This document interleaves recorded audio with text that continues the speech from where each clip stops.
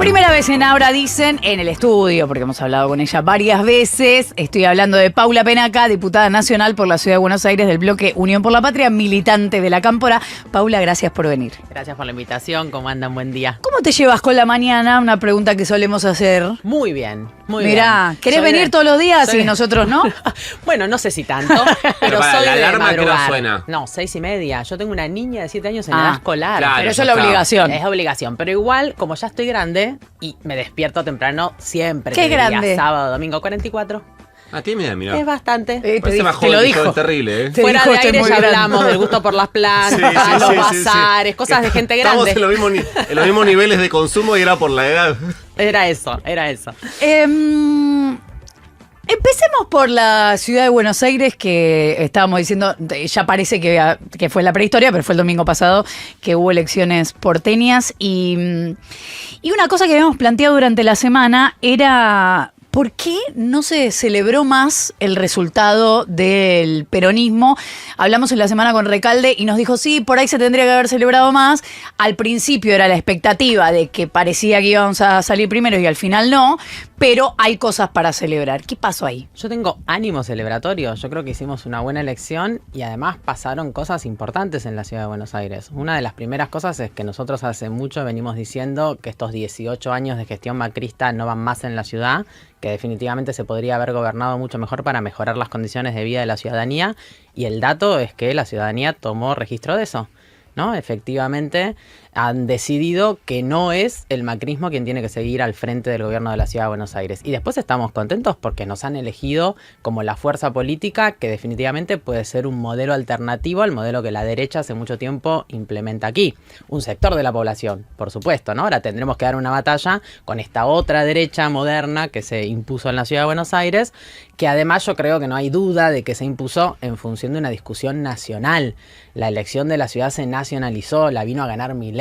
Adorni no dijo una propuesta para la Ciudad de Buenos Aires, ¿no? Entonces, creo que sin dudas tenemos para celebrar. Hemos sumado 2 legisladores, vamos a hacer un tercio dentro de la legislatura porteña, vamos a tener un bloque de 20, vamos a poder imponer, porque también en esas discusiones hay que imponer muchísimos de nuestros proyectos que en estos últimos años hemos desarrollado y hemos trabajado un montón de ejes para mejorar la ciudad. Uno de esos ejes, uno de esos grandes ejes es el desarrollo urbano en la Ciudad de Buenos Aires, que ha sido el gran negociado del macrismo y del larretismo. Entonces yo creo que hay para festejar. Es verdad que había una expectativa y era una oportunidad grande ganar la Ciudad de Buenos Aires, pero hay un montón de cosas positivas, ¿no? Y por supuesto, siempre agradecer que hay un sector de la población que nos elige, y eso ya para mí implica una celebración, ¿no? Que accede a apuesta y confía en nosotros. Pero vos sí creés, perdón, Flores, por favor, que lo que ocurrió el domingo fue que se plebiscitó la gestión.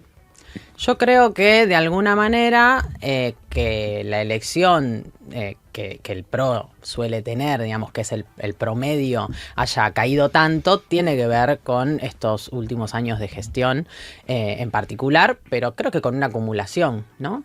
Y por supuesto que hay un gran componente de la definición de lo electoral del domingo en la ciudad, que es la discusión nacional también, Claro, ¿no? son las dos cosas, digamos. Yo creo que son las dos cosas, que son ambas cosas, porque bueno, además cada persona vota con una motivación diferente. sí, ¿no? vota. Sí, vota. Y el otro gran dato, por supuesto, que nos lleva a una reflexión más profunda, es el nivel de participación política. Y ahí creo que todos los sectores tenemos que tomar nota, porque efectivamente hay una crisis de representación, hay un proceso de insatisfacción democrática del que ya habló Cristina alguna vez. Yo creo que ese ha sido un concepto muy acertado que ella nos trajo, que hace que la sociedad crea cada vez menos en que sus problemas cotidianos se pueden resolver desde la gestión de la política, ¿no?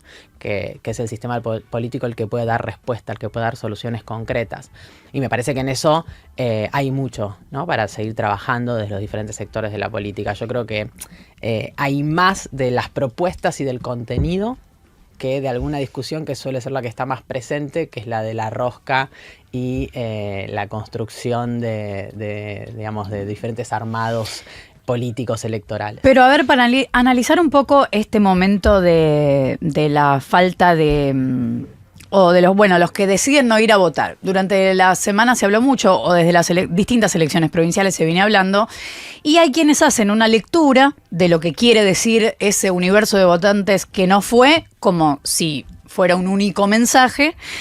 Y he escuchado también durante la semana, no sé, la he escuchado a Ofelia Fernández, por ejemplo, decir, o a Martín Rodríguez, que ahí el grito es justamente que no hay un mensaje. El mensaje es el silencio, en todo caso, y no para que lo interprete cada uno como le parezca, para ir a escuchar, en todo caso, para ver qué es lo que está pasando. Entonces me pregunto si el gobierno o la Libertad Avanza no gana en eso, no es también un triunfo de la Libertad Avanza, porque es como si fueran a votar los muy enojados y no fueran a votar los muy enojados. Entonces al final no importa, gana ese descreimiento por la política. Sí, yo creo que el que está muy enojado y va a votar por la Libertad Avanza está más motivado que el que está muy enojado y desistió de elegir una alternativa a la Libertad Avanza, ¿no? Y eso es lo que yo creo que hay que ir a escuchar, porque lo que tenemos que preguntarnos es ¿por qué?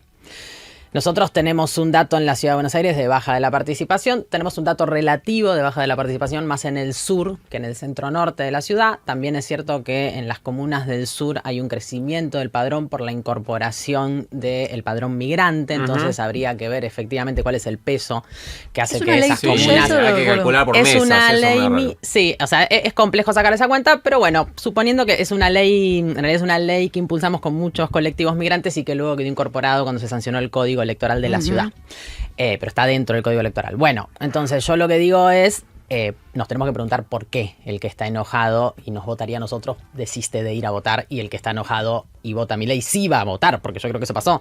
Yo creo que tiene que ver, sobre todo tomando este dato del sur, con que efectivamente nosotros también frustramos de alguna manera esa expectativa que el enojado que la está pasando mal podría tener en que nosotros le resolvamos ese problema, porque hicimos un mal gobierno en nuestro último gobierno. El último gobierno del peronismo fue malo. Entonces, quien quizás no se siente motivado por ese enojo que propone en las ideas de la Libertad Avanza, que es una cosa del odio, de la crueldad, ¿no? De despacharte contra el otro, no siente que sirva para nada tampoco que nos elija a nosotros y que nosotros volvamos a estar al frente, digamos, ¿no? Para mí hay dos datos que se desprenden de las elecciones que hubo hasta ahora, porque la baja participación no fue exclusiva de la Ciudad de Buenos Aires, hubo 5 elecciones en todas, fue caídas del 10, 12, 15, 20% en algunas provincias de participación. Pero hay otro dato que se desprende también, que es estrictamente de las elecciones que vienen haciendo del peronismo. Del PRO ni hablar, el PRO directamente, ves la grilla, desapareció como opción electoral en muchas provincias directamente. Pero el peronismo tuvo elecciones no malas, muy malas en Salta y en Jujuy. En Chaco fue con su principal activo electoral, que me parece a mí sigue siendo el exgobernador Jorge Capitanich, con una lista que es verdad que se escindió, que podría sumarse como parte del peronismo. En Santa Fe salió segundo, pero muy lejos. Hay un descreimiento de la política como herramienta para solucionar, pero ¿no hay también un descreimiento del peronismo como mecanismo para la solución de los problemas? Yo quiero hacer una distinción en esa enumeración que vos haces. Yo creo que la elección de Chaco fue una buena elección y que tiene más que ver con cómo construís la estrategia electoral y lográs consolidar una propuesta más unificada. Que con una mala elección del peronismo en Chaco. Pero sí es verdad que viene pasando eso. Y yo reafirmo lo que decía recién. O sea, me parece que hay algo del descreimiento de nuestro electorado. O sea, hay un electorado que puede elegir hoy una cosa y mañana otra. Pero también hay base. Cada sector de la política tiene una base de electorado. Yo creo que nuestro electorado, que habitualmente nos vota, tiene algún nivel mayor de descreimiento. Y vuelvo a insistir, creo que es porque hicimos un mal gobierno. Me parece que la gente vota por algo de la emocionalidad, pero en última instancia por la realidad efectiva también. Entonces, no pudo el peronismo resolver los problemas que habitualmente el peronismo resuelve. Ahora, el trabajo, digamos, ¿no? Sí, el salario, claro. La mejora de la calidad de vida. Claro, pero cuando se hace doble clic sobre esa autocrítica, que ya parece que no queda gente, te diría que el propio Alberto Fernández ya es capaz de hablar mal de su gestión, ya no queda gente que no hable mal de la gestión de Alberto Fernández. Déjame dudar de eso, pero bueno. No, pero lo que quiero decir es, si se hace doble clic sobre ese mal gobierno, bueno, estos resultados que vos describís que no estaban, podría ser un punto común, pero después, si se piensa en el porqué, ahí no termina de aparecer cuál es entonces, me parece a mí, no termina de aparecer cuál es entonces la propuesta ahora de hacer un gobierno de otras características. ¿Cómo sería entonces un gobierno de otras características? Porque siento que es medio trampa en la discusión que decir un gobierno de otras características es... Y entonces ir mucho más atrás. El de Cristina, el de Néstor Kirchner, bueno, pero para adelante y en este contexto bien distinto al de ese, ¿qué es un gobierno de otras características? Yo te voy a decir una cosa que se me ocurre, entre muchas que se me ocurren, pero Sí. una te la voy a decir. Un gobierno de otras características es un gobierno que negocia distinto con el Fondo Monetario Internacional. Pero ahí hay diferencias dentro del peronismo. Bueno, está bien. Y esas diferencias dentro del peronismo no se saldaron mientras gobernamos y yo creo que hay que saldarlas para volver a construir una propuesta creíble para la sociedad. Yo voté en contra del acuerdo con el Fondo Monetario Internacional. La mitad del bloque al que yo pertenecía votó de una manera, la otra mitad del otro. ¿Es una diferencia? La es. Ahora, hoy yo escucho a muchos de los que en ese momento defendían ese nuevo acuerdo, que era una nueva deuda que terminó cerrando el ministro de Alberto Fernández, Guzmán, con el Fondo Monetario, decir que era un error, que fue un error. O criticar lo que hizo Milei ahora, que es exactamente lo mismo que hizo Guzmán. Entonces, lo que yo digo es, hay cosas que fueron una discusión en ese momento que tranquilamente, no hace falta irse a el último gobierno de Cristina, podrían ser parte de una nueva propuesta política que nuestro espacio le ofrezca a la sociedad. Y me parece que hay algunas de esas discusiones, además, que son discusiones históricas del peronismo. Otro, el aporte solidario extraordinario. Te digo cosas que me tocaron a mí de cerca porque yo fui diputada durante esos 4 años del gobierno de Alberto Fernández. ¿Eso no es una manera de, en la práctica, empezar a discutir una de las cosas más injustas que tiene nuestro país, que es el sistema tributario? Sí, pero lo extraordinario... ¿Sabes por qué fue extraordinario? Porque no nos daba la relación de fuerza me para acuerdo, que sea de otra manera. pero lo que quiero decir es que eso no define cuestiones estructurales, define cuestiones en lo inmediato. Por supuesto que sí, pero una vez que vos lográs ese primer paso, podés profundizar esa discusión, porque como eso tiene efectos concretos, porque el aporte solidario extraordinario redundó en mejoras en las condiciones de vida, por ejemplo, de los sectores que viven en los barrios populares. Además, eso se hizo, ese tipo de medidas, muchas en Brasil, por ejemplo, Lula lo hizo primero extraordinario y después fue como extraordinario un año, extraordinario otro año, y así, y quedó. No, claro, sí. Pero me parece que lo que pregunta Flor es interesante porque las elecciones funcionan por oferta, pero también por demanda, digamos.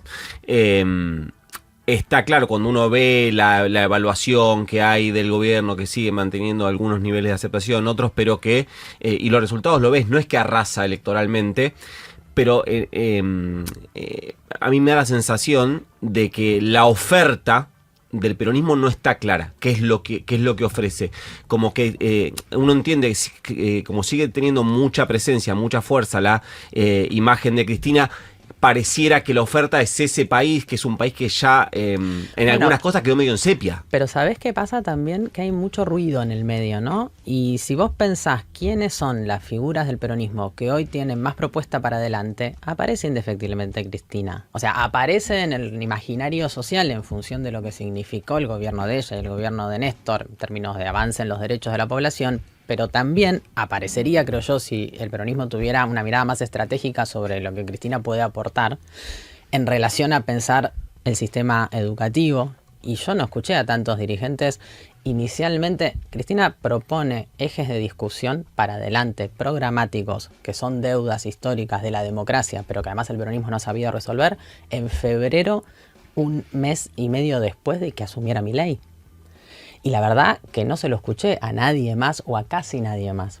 Entonces, rediscutir el sistema educativo, ¿no? Hace poquito, incluso varios sectores de la educación organizaron un congreso que Cristina fue a abrir, donde volvieron a quedar en evidencia cuáles son los ejes que hay que discutir en relación a ese tema. Discutir el sistema laboral, ¿no? Vos hoy tenés un gobierno que avanza sobre el derecho a huelga, pero al mismo tiempo tenés un gran sector de trabajadores y trabajadoras que no están siendo representados por los sindicatos que no tienen ni idea de lo que llevan adelante. No pueden hacer una huelga. Claro, jamás hicieron una huelga. Entonces, bueno... no están perdiendo ningún derecho con eso. Porque no lo tienen. Porque no lo tienen, porque nunca lo vivenciaron. Entonces, bueno, nosotros tomamos nota. Hicimos una campaña tradicional, si querés. Perdimos las elecciones. Ganó la derecha extrema. Es un fenómeno nacional nada más, no es un fenómeno mundial. Pero tomamos nota. ¿De qué le hablamos a la gente en la campaña? Bueno, le hablamos del trabajo y el miedo a perder los derechos. No había derechos. Listo, no está. Eso no es una demanda de la sociedad. Le hablamos de que iba a perder la salud pública y la educación pública. No había, no funcionaba bien. la gente sentía que eso ya no era un derecho que tenía. Entonces tomamos nota y empezamos ejes de construcción de una nueva propuesta. Bueno, me parece que también ordenar y enderezar al peronismo es poner las prioridades donde están, ¿no? Y yo escucho mucho ruido y mucha discusión, y además eso amplificado muchas veces por los medios, naturalmente, digamos, en relación a los tacticismos. ¿Cómo armamos una lista? ¿Cómo construimos una unidad? Mira, la discusión de la unidad ya la dimos nosotros en el 2015, en realidad en el 2017, ¿no? La primera elección que tuvimos que enfrentar. Unidad Ciudadana. Unidad Ciudadana. Bueno, esa discusión de la unidad, Cristina también pudo reconceptualizarla. ¿Cuál era la discusión de la unidad de la mayoría de los dirigentes del peronismo? ¿Cómo amontonamos más referencias en una misma mesa para sacar una foto y que la gente entienda que somos más, estamos juntos y entonces representamos más? Cristina dijo, no, lo que hay que representar acá son las demandas de la sociedad. Acuérdense de esa campaña. Cristina, no sentando caripelas en una mesa, sentando a gente común con sus problemas de todos los días. Los docentes, las amas de casa, los jubilados, los estudiantes. Entonces, a mí me parece que hay que tener la capacidad de abrirse a quienes tienen la mirada estratégica. ¿Y no digamos, es el PJ una buena herramienta para eso? Digo, pensando en esto, decís, hay nuevas demandas que hay que trabajarlas, Cristina las dijo, pero no se hizo. ¿El PJ no sería una buena herramienta para empezar? No sé, justo el PJ y que es Perón, y que Perón decía, si querés que algo no avance, arma una comisión. Pero digo, bueno, está trabajando mucho el partido. Pero digo que surjan proyectos de ley en términos de educación, en términos de salud, que ustedes como representación parlamentaria puedan corporizar. Bueno, eso está pasando. De hecho, por ejemplo, el encuentro de cultura popular de este domingo, que se hace en el barrio Saldías, allí detrás de la Villa 31 de Retiro, porque hay gente que no sabe dónde queda el barrio Saldías, lo aclaro. Yo lo tuve que buscar porque ayer sí, me pasó algo espectacular. Ayer me dijeron, no, es ahí en la avenida Jujuy.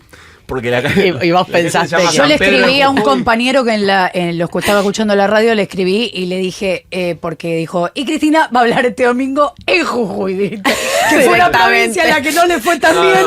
Dijo, pasamos de la avenida Jujuy a la calle San Pedro de Jujuy, que es efectivamente es un barrio raro, es un barrio raro porque además está en un enclave del sur de la ciudad, y es un barrio popular, digamos, ¿no? Bueno, en los playones ferroviarios hay muchas tierras con esas atrás de Costa Salguero. Atrás de Costa Salguero. Con esas Macri hizo un negoción también con las tierras nacionales en la Ciudad de Buenos Aires.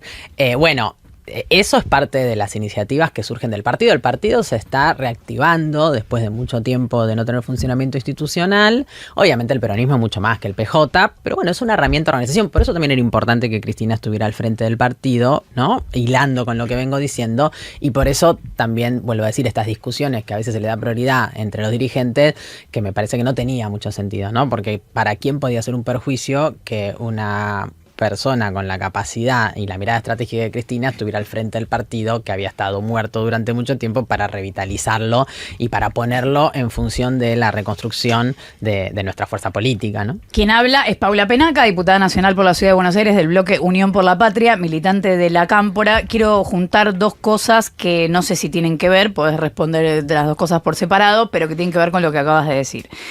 Por un lado, no sé si es una real autocrítica que el señalamiento al gobierno de Alberto Fernández sea lo que decidió un sector del gobierno de Alberto Fernández, porque una cosa es lo que fue la campaña de Sergio Massa, que efectivamente en algunas cosas, porque tampoco le fue tan mal, también habría que decir, para ser el ministro de Economía de ese gobierno, tampoco le fue tan mal en los números, pero evidentemente no captó esto que vos describís y que ahora aparentemente lo que decís es que están pensando en un proyecto que sí tenga en cuenta esas cosas, pero si las mayores autocríticas tenían que ver con no ponerse de acuerdo o no programar algo antes que después el universo Alberto Fernández resolvió mal, no parece desde el universo camporista o kirchnerista una autocrítica concreta.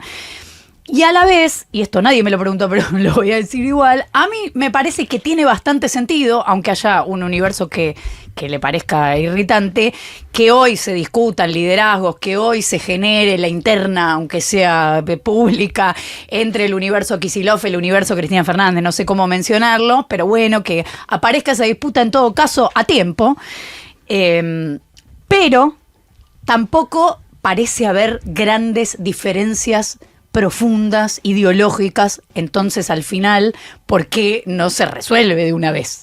¿Qué es lo que se está discutiendo? Bueno, las dos cosas, te dejo estas dos inquietudes. O puede ser que estén juntas las dos cosas. Yo lo primero que digo es autocrítica sí, tampoco flagelarse, digamos. Tampoco pública puede ser.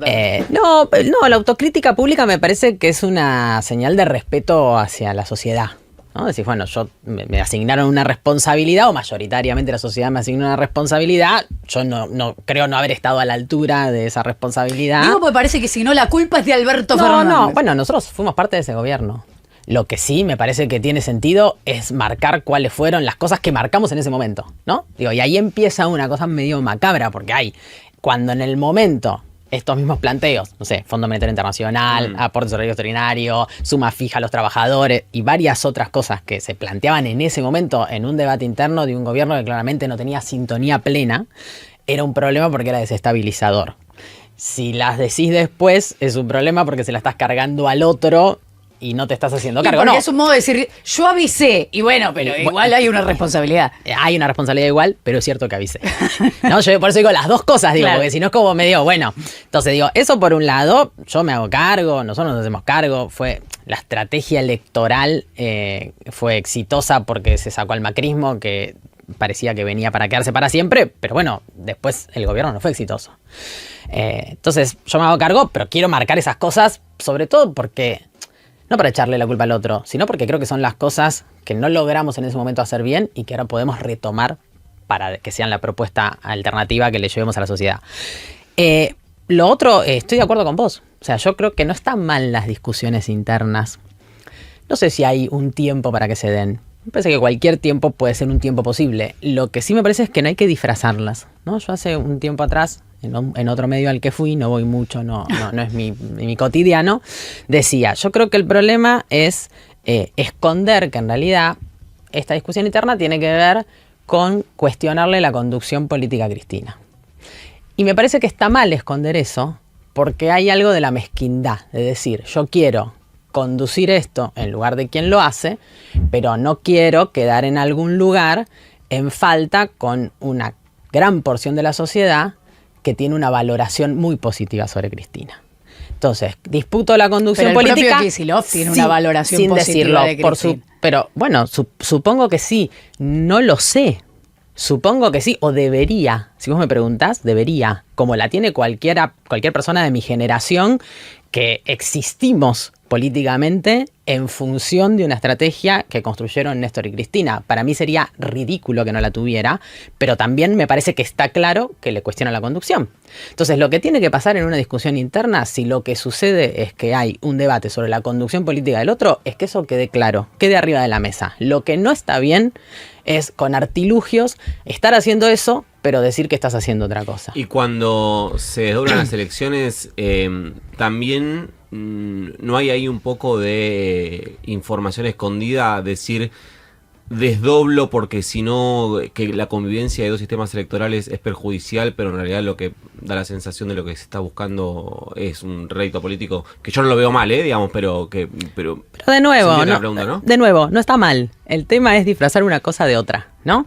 Si realmente el objetivo del desdoblamiento de las elecciones es, que podría serlo, digamos, ¿no? Que se evalúe la gestión, diría que pueden tomar nota de lo que pasó en la ciudad de Buenos Aires, que a Jorge Macri le fue bastante mal en esa estrategia, y Cristina esto lo viene diciendo desde el minuto cero, ¿no? Que las puede 5 elecciones anteriores ganaron su oficialismo. Podría tomar. Ahí tenés una discusión si provincializar la elección en la ciudad o en la provincia es una posibilidad, porque yo siento que hablan todo el tiempo de esa posibilidad, porque para mí no existe, pero bueno, algunos creen que sí. Pero es que lo que pasa es que la ciudad, el país tiene una lógica bastante poco federal, por más que a todos nos gustaría que no fuera así. Entonces, no es lo mismo la posibilidad de provincializar una elección en Salta que en la ciudad de Buenos Aires o en la provincia de Buenos Aires. Entonces, lo más parecido a la provincia de Buenos Aires que uno puede tomar como referencia, me parece que en ese sentido es la ciudad de Buenos Aires, y a Jorge Macri le fue bastante mal con esa misma idea, porque es la misma idea la que llevó adelante Jorge Macri para efectivamente separar las elecciones. Se va a nacionalizar la discusión en la provincia de Buenos Aires. Entonces, si fuera efectivamente poner a valoración la gestión, me parece que la estrategia no va a ser buena. Y si fuera otra cosa, que es lo que yo creo que es, que es la discusión de la conducción política de Cristina al frente de nuestro espacio político, entonces tiene que quedar puesto arriba de la mesa. Porque si no empezamos en discusiones ridículas. Yo pregunto, ¿quién creemos que puede ser mejor candidata de Cristina para la tercera sección electoral? Porque cualquier otro lugar puede ponerse en discusión. Pero el núcleo del peronismo en la provincia de Buenos Aires es el conurbano bonaerense. Dentro del conurbano bonaerense, yo soy porteña, ¿no? Estoy hablando a boca de jarro, si querés. Sí. Pero también hace muchos años que milito. Y he militado en la provincia de Buenos Aires. El núcleo o uno de las secciones electorales centrales donde el peronismo es fuerte, es la tercera sección electoral. Que Cristina tiene en esa sección electoral un nivel de representatividad sobre la población es innegable. Pero no Entonces, se ¿cuál es la contradice, discusión? no se contradice con eso mismo que vos decís del valor y el espacio que ocupa Cristina en el peronismo. No es un lugar, sin desmerecer ese lugar, pero no es un lugar muy menor ir de ¿Sabés de candidata. qué habla eso? De que Cristina está dispuesta a jugar en cualquier lugar de la Pero cancha esa es para otra dar la cosa. discusión real contra Milei. Pero es que no es otra cosa, porque ¿sabés lo que pasa si el peronismo pierde la provincia de Buenos Aires? Solamente mirá la fuerza que le pone Milei a esa discusión. Así como lo hicieron en la ciudad de Buenos Aires. La Sí, pero mirada también está... se definen espacios en el Congreso. Bueno, está bien. De eso viene después. Pero ahí, en términos de la elección de la provincia de Buenos Aires, hay dos con 1 mes y medio de diferencia. A mí no me denomina, no sé por qué te estoy haciendo hablar de la provincia de Buenos Aires, porque te voy a meter en un quilombo. No. En un quilombo Imagínate que ya todos estamos en un quilombo. Divino. Esto es un quilombo. Organizativo, pero digo, me da la sensación de que está todo puesto, no, si Cristina va a la tercera. Igual y les Massa quiero hablar va a del Congreso. Sí, un ahora vamos ratito a en sí, algún ahora vamos a momento. hablar. Si Massa la primera, yo qué sé, y a mí todo el tiempo me da la sensación, che, pero miren que en octubre hay otra.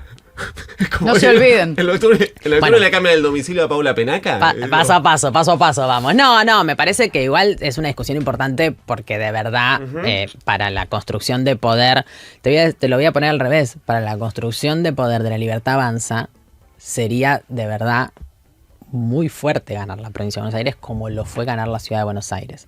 Y entonces, volviendo a algo que no nos tenemos que olvidar, que es lo que el peronismo de verdad tiene que discutir hoy, que es cómo construir una alternativa a Milei, en contra de Milei, frente a Milei, y poder consolidar cada vez más algún nivel de conciencia en la sociedad de que este modelo no es positivo para las mayorías populares. En esa discusión, que es la central, es muy importante dar la discusión en la provincia de Buenos Aires, más incluso que en la ciudad de Buenos Aires.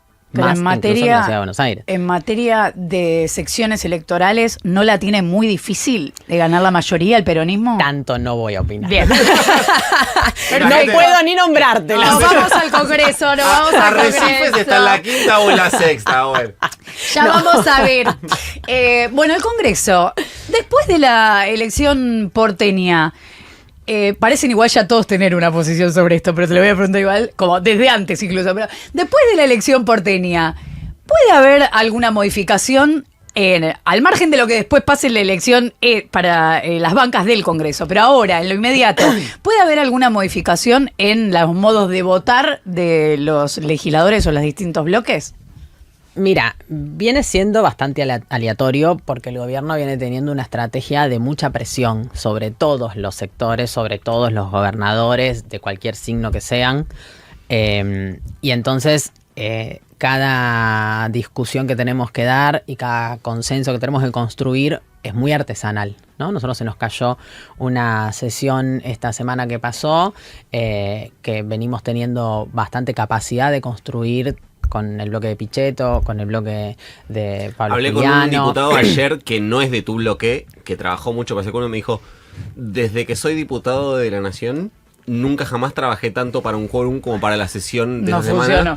Y no llegaron. Y no funciona. Vamos a seguir intentándolo igual. Vamos a seguir trabajando lo que trabajamos, que fue mucho. Tiene razón ese diputado, no sé quién fue, pero tiene razón. Y el triple y el doble, porque se iban a tratar temas muy importantes. Pero lo cierto es que es muy artesanal, porque cada vez hay que construir acuerdos y consensos. Logramos una base importante, que logró cosas importantes. Una de las centrales, que fue la que intentamos reeditar este miércoles y no pudimos, fue sin duda la ley para mejorar los saberes de los jubilados y las jubiladas en la Argentina.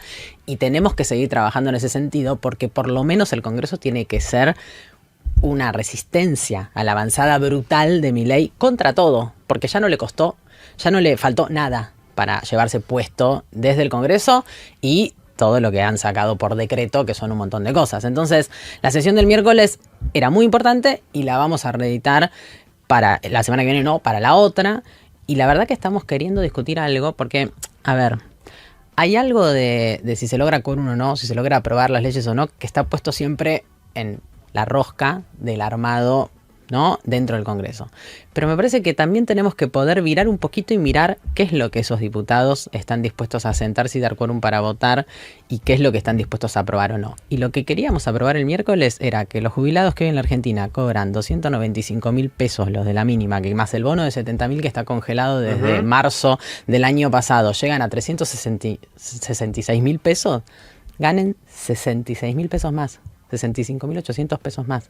Entonces, ¿qué diputado puede ser tan cruel, ¿no? La frase célebre de Maradona, tan cagón para no plantársele al gobierno, para sentarse, dar quórum y aprobar que los jubilados de la mínima en la Argentina ganen 65.000 pesos más? Sí, pero eso no es también pensar en un momento de la Argentina distinto, porque cuando vemos lo que pasó en la calle este miércoles o lo que pasó el 12 de marzo con Pablo Grillo, tampoco vemos una, no sé si llamarle sociedad o medios de comunicación o lo que sea, con un nivel de indignación o de repudio, y mismo los propios miembros del Congreso o representantes de los distintos partidos, que en otro momento, aunque sea por una cuestión de formas, se hubieran pronunciado sobre eso. En algún momento eso se acaba. Yo tengo 44 años, yo me acuerdo del 2001. La década menemista parecía que el sistema político podía hacer cualquier cosa. Cualquier cosa, encarnado en la figura de Menem para arrancar, digamos, ¿no? La Ferrari, la pizza con champán. Hasta que en un momento los diputados, los senadores, los funcionarios políticos dejaron de poder caminar por la calle. Dejaron de poder caminar por la calle. Entonces, eso en un momento se acaba. Entonces, algunos lo hacemos por principio y por valores, ¿no? Yo no podría mirar a mi vieja a la cara si no me sentara a dar quórum para que los jubilados de la mínima, mi vieja además es jubilada de la mínima, mi vieja y mi viejo, y los dos jubilados por la moratoria de Néstor y de Cristina. Y como yo, debe haber un montón. ¿Sabes cuántos son los jubilados de la mínima en la Argentina? 4.7 millones de personas.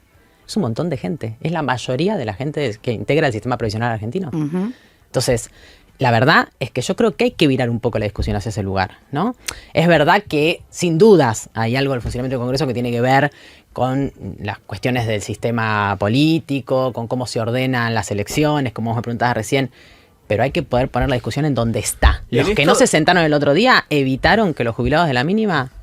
Y lo otro que queríamos discutir era la moratoria. 2 años de moratoria. ¿Qué va a pasar con la gente que no se pueda jubilar? Porque acá hay una lógica de pensamiento en la que la gente no se extingue. Trabajó toda su vida. ¿Cómo le vamos a negar a esa persona que pueda vivir los últimos años de su vida con algún ingreso? ¿No? Bueno, 9 de cada 10 mujeres no se van a poder jubilar sin moratoria, 8 de cada 10 varones no se van a poder jubilar sin moratoria. ¿Sabes cuánto representa en el peso del Producto Bruto Interno la moratoria? 0,08, no lo digo yo, lo dice la Oficina de Presupuesto de un año, ¿no? De los 2 años que nosotros pedimos que sea la prórroga de la moratoria. ¿Sabes cuánto equivalía sobre el peso sobre el PBI? El 82% móvil, que muchos de los que ahora votan en contra de la moratoria y no dan quórum se rasgaban las vestiduras. El 2,5% del PBI. 0,08 la moratoria por 2 años, el 2,5% del PBI en aquel momento en el año 2010. Entonces, la verdad es que nosotros tenemos que volver a poner las cosas en su lugar. Esto es lo que se discute en el Congreso, más allá de la rosca, de los posicionamientos políticos, de las internas, de a quién favorezco políticamente dentro del sistema político, si me siento, si no me siento. Lo importante es que lo que íbamos a discutir era eso. Paula, vos sos autoría en tu bloque, una de tus tareas es vincularte justamente con otros bloques. Me voy a poner muy ecuménico, pero a partir de esta tarea, ¿hay diputados de otros bloques, representantes de otros sectores con los que cuando les tocó ser gobierno tenían una posición muy refractaria, de mucho choque, que decís, che, al final no estamos, medio que si nos juntamos y nos organizamos, algunas cosas se pueden sacar? No, bueno, ¿te pasó por con supuesto, sí, me pasó con un montón de gente que no conocía, que capaz uno tiene prejuicios lógicos, y después entendés que tenés cosas en las que podés coincidir y podés tener objetivos comunes, y también te das cuenta de que hay cosas que no vas a compartir nunca, digamos, ¿no? Las dos cosas pasan. Me parece que ahí hay algo de la tolerancia que se practica dentro del sistema político, que está puesta en cuestión sin duda por la lógica del gobierno de Milei, que es necesaria, porque de vuelta uno lo que tiene que entender es que hay un objetivo mayor, que no es cómo te llevas con el otro o cuántas diferencias tenés, claro, sino para quién podés lograr o en beneficio de quién podés lograr algo si te juntás con el otro. Pero viste que muchas veces uno de los mecanismos más prácticos, más fáciles de acumular políticamente es ponerte muy refractario a alguien que entonces eso te posiciona en un lugar, pero hay veces que después tenés que ir a cosas muy concretas y eso no te sirve.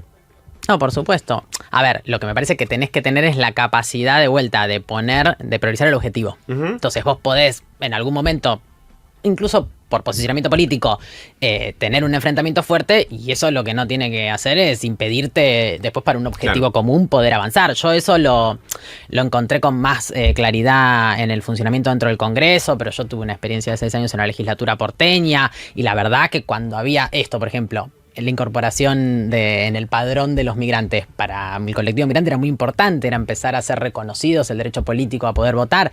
Bueno, yo no tenía nada en común, casi te diría, con la gestión del PRO en ese momento. Ahora hay que avisarles igual, ¿no? Ahora hay que avisarles, está muy baja la participación, 14%, bajó incluso de la última elección para esta. ¿Sí? Sí, el 20 fue creo en la última elección y ahora el 14. El 20 de ellos, de ese grupo. Dentro del padrón, sí. Yo la última, Dale, si te dale. queda otra, Avanti, me interesa ir un poquito más allá de esto que decías, porque también lo hablábamos respecto del tema de las universidades y la propuesta que algunos sectores quieren llevar la semana que viene o apoyar dentro del Congreso, que es como si hubiera dos carriles. Por un lado, la importancia de la visibilización, se resuelva o no, pase algo con eso, avance o no, como que eso ayuda a visibilizar y a generar alguna conciencia cuando se presentan esos proyectos, y por otro lado, que avancen y vendría a ser como una cosa medio la rosca y la moral, podría ser, que no necesariamente van por carriles distintos, pero digo, en la rosca hay un laburo mucho más fuerte que hacer ahora que vimos la experiencia del año pasado, que es no solo que las cosas se aprueben, sino que estén los votos para insistir luego del veto que ya se sabe que va a existir. Entonces, ¿cómo se hace para ese laburo? Porque hay algunos dispuestos a decir, sí, los jubilados me reimportan, y después a decir, no, al final el gobierno me explicó que no es para tanto. Yo creo que se hace de una manera que estamos implementando ahora mismo. Nosotros tenemos, por ejemplo, para pensar la ley de aumento de haberes y de moratoria, una propuesta que es la nuestra, y después tenemos una propuesta que es la que hace que más queden comprometidos en la aprobación de esa ley. Bueno, uno siempre apela a que la ética política y la moral pese sobre quienes tienen que levantar la mano o a favor o en contra, ¿no? Entonces, una estrategia es que lo que se apruebe inicialmente sea aprobado por mayor cantidad de diputados y diputadas, para lo cual quizás uno tiene que resignar algo, bajarse de alguna expectativa o ir a menos de lo que quisiera, porque se entiende que quienes inicialmente votan Ya pasó cuando se aprobó la primera ley jubilatoria el año pasado. Obviamente, vuelvo a insistir, hay algo que queda en la conciencia de cada uno, y que me parece que es importante que nosotros tratemos de acercar estas discusiones a la sociedad, porque la sociedad tiene que tomar nota. Mira, hay algo de la próxima elección que tenemos en la ciudad de Buenos Aires en octubre que tiene que ver con cómo se integra el Congreso, y como va a pasar en la ciudad de Buenos Aires, va a pasar en muchísimas provincias. Bueno, esa discusión es central, y es central que la gente vote sabiendo que tiene que votar a alguien que después sostenga su posición dentro del Congreso. Entonces, la banalización de la política es posible, ¿no? La que los modelos neoliberales en general, las derechas, impulsan para separar a la sociedad de su representación, porque también hay quienes frustran esa expectativa que la sociedad pone en cada uno, ¿no? Porque no cumple con su programa electoral, porque se da vuelta, porque hoy dice una cosa y mañana dice otra, porque en nombre de la conveniencia política o de la convivencia política cambian su posición y le dan la espalda a la sociedad. Entonces yo digo, es muy importante la elección de cómo se integra la Cámara de Diputados en este gobierno que está dispuesto a llevarse puesta la Cámara de Diputados. Imagínate si lo hace con esta composición, lo que haría si tuviera mayoría propia o si tuviera mayorías más abultadas. Entonces esta elección es central para todas estas cosas, y es importante que la gente con su voto premie y castigue. Mira lo que te voy a decir. Entonces, si votaste a alguien que hoy dice una cosa y mañana se da vuelta y dice la contraria, tenés que tomar nota. Y eso tiene que ser parte de tu ejercicio ciudadano, porque también es necesario. ¿Por qué cercenan la participación política? ¿Por qué siempre es un objetivo de los gobiernos de derecha cercenar la participación política? Porque también son mejores las representaciones políticas si hay más participación. Porque no es lo mismo si vos tenés que darte vuelta y explicarle a alguien qué hiciste, que si a vos nadie te conoce, si todo el mundo ya cree que no tiene sentido lo que vos hagas y que da igual, y entonces hoy haces una cosa y mañana la contraria. Nos vino a visitar Paula Penaca, diputada nacional por la Ciudad de Buenos Aires del bloque Unión por la Patria, militante de la Cámpora. Gracias, Paula, por haber venido. Gracias a ustedes. Y nosotros nos vamos hasta el lunes a las 7 de la mañana. Nos reencontramos con un nuevo Ahora Dicen, es decir, con todos vosotros. Se quedan en muy buena compañía con Seguro La Habana. Feliz Día de la Patria el domingo. Feliz cumpleaños River, ya que estamos. ¿Y qué más nos queda por decir? Nada más. ¿Con eso estamos? Sí. Bueno, entonces madruga para que nadie te madrugue. Chau.